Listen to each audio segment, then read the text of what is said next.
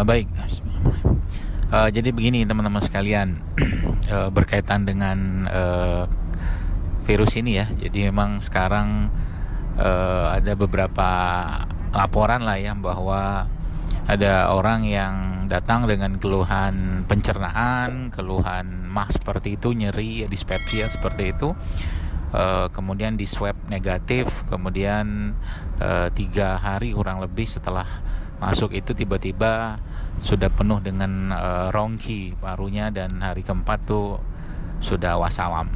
Nah, ini yang saya mau ceritakan, dan karena teman-teman di sini banyak yang berada di garis-garis depan ya, jadi mungkin saya akan kasih beberapa tips-tipsnya supaya teman-teman tetap waspada dan terjaga kesehatannya. Karena emang karakter virus ini sekarang sudah lebih baru dan lebih canggih lagi, dan sampai kapan kita nggak tahu, dan akan terus seperti itu. Pokoknya kita siap aja perangnya gitu ya.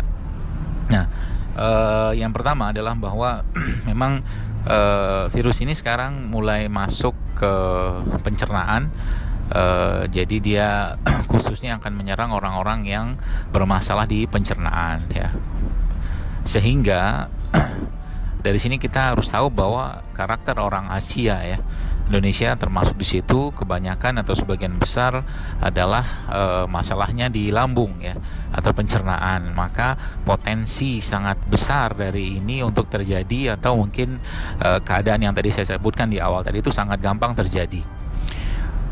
Sehingga ada beberapa hal yang mungkin teman-teman bisa lakukan sebagai langkah penguatan lambung ya dalam hal ini, dan penguatan tubuh secara umum pada dasarnya nanti.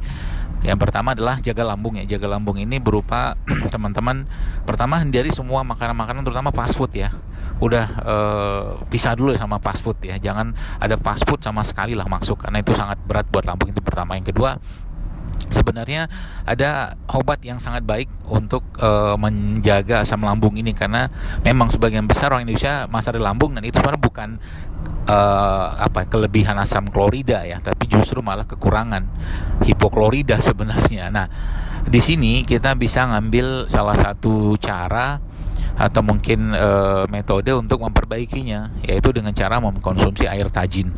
Air tajin ini salah satu air yang sangat baik untuk memperbaiki asam lambung. Tapi kalau teman-teman agak repot, ada satu produk nanti mungkin saya share, tapi nggak sekarang, yang sudah jadian ya, itu isinya air tajin. Nah, air tajin ini bisa teman-teman buat ya dengan cara mengambil beras seperti biasa, kemudian tentunya beras yang bebas pestisida ya, beras organik ya. Itu diminum airnya 2 kali lah, atau sekali sampai 2 kali sehari. Kalau seandainya nggak mendapatkan air tajin atau beras, teman-teman bisa mengkonsumsi air tajinnya ubi ya, atau mungkin air tajin ubi singkong ya. Singkong ya, ubi kayu kalau di tempat saya. Nah, itu bisa teman-teman minum juga airnya. Dan ingat, kenapa air tajin atau ubi ini bisa dipakai? Karena kita butuh amilumnya ya. Kita butuh amilumnya untuk menenangkan lah ya, menyeimbangkan lambung supaya tidak bermasalah. Jadi teman-teman yang di sini ada masalah lambung, hati-hati banget, karena sekarang kecenderungan dari virus ini memang mengarah ke sana gitu. Jadi hati-hati banget kalau ada masalah lambung, nyeri segala macam, segera obati. Dan yang paling utama lagi adalah jangan biarkan lambung kosong ya, khususnya yang bermasalah, karena itu satu cara yang sangat mudah untuk makhluk ini masuk gitu.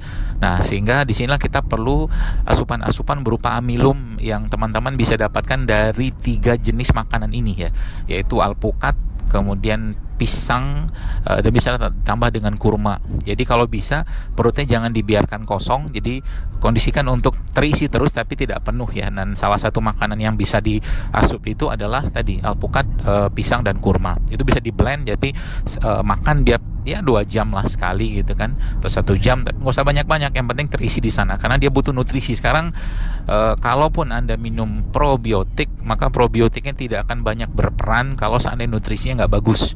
Maka di samping konsumsi probiotik yang sudah ada ya teman-teman juga bisa konsumsi juga nutrisi yang tadi tinggi amilum tadi. Jadi saya ada jelaskan air tajin ya, baik dari beras atau mungkin air tajin dari singkong, itu sangat baik ya untuk menyeimbangkan asam lambung atau mengendalikan asam lambung. Di samping itu juga tadi yang alpukat, kurma dan pisang. Dan probiotik jangan lepas. Pokoknya probiotik jangan lepas. Semua makanan-makanan fermentasi itu dimakan sekarang. Dan juga termasuk dalam hal ini adalah makanan buah-buahan ya. Buah-buahan jangan banyak mengkonsumsi buah yang terlalu matang. Jadi matangnya matang normal aja ya. Itu insya Allah akan sangat bermanfaat untuk menjaga keseimbangan dan kesehatan asam lambung gitu kan. Masya Allah. Itu kurang lebih mungkin. Dan ingat sekali lagi jaga lambungnya ya, jaga lambung. Yang puasa silakan puasa ya, mungkin yang puasa sunnah ya, Senin Kamis atau segala macam itu. Tapi ingat sahur dan bukanya harus terisi lambungnya ya, jangan sampai lambungnya kosong dan akhirnya menimbulkan nyeri, karena sekarang sedikit saja nyeri lambung ya, dan tubuhnya fisiknya lemah, nutrisinya nggak cukup, maka dia masuk ya, si virus ini masuk. Nah itu yang sekarang tren terjadi. Maka tadi ya mungkin saya jelaskan pulse oximetry itu juga sangat penting sekarang, karena di swab pun sekarang kecenderungannya negatif gitu kan. Jadi teman-teman dua hal penting tadi yaitu nutrisi dan probiotik itu atau simbiotik lah, itu sangat penting. Dan nutrisi yang terbaik saat ini adalah yang tinggi amilum ya, terutama yang berasal dari sayuran atau tumbuh-tumbuhan. Itu mungkin, dan semoga kita selalu dijaga Allah dan semoga dijauhkan dari penyakit-penyakit khususnya virus ini gitu. Demikian mungkin, mohon maaf saya voice. Terima kasih.